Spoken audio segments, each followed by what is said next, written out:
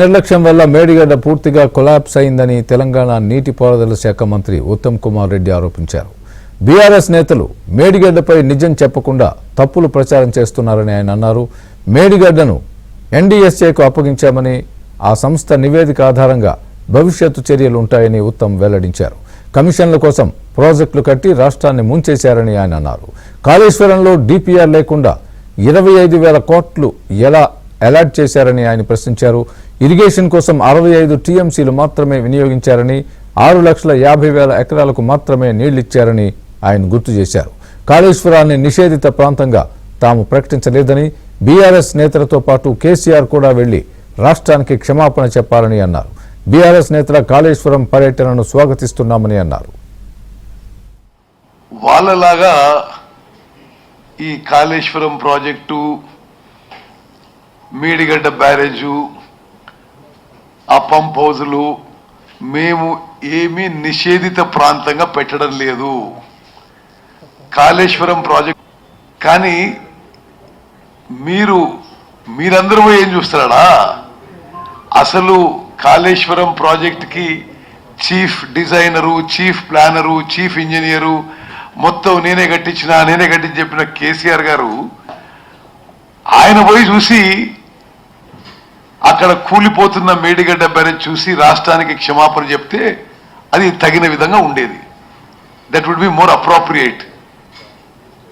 మరి అయినా సరే మేము అక్కడ అధికారులకు చెప్పినాము, అన్ని విధాలుగా సహకరించండి, మేడిగడ్డ బ్యారేజు, ఆ బ్యారేజు, ఈ బ్యారేజు అన్ని చూపించండి, వాళ్ళకి ఏ విధంగా కావాలంటే ఆ విధంగా ప్రభుత్వం తరఫు నుంచి వసతులు కల్పించాలని చెప్పి మేము ఆదేశాలు ఇవ్వడం జరిగింది.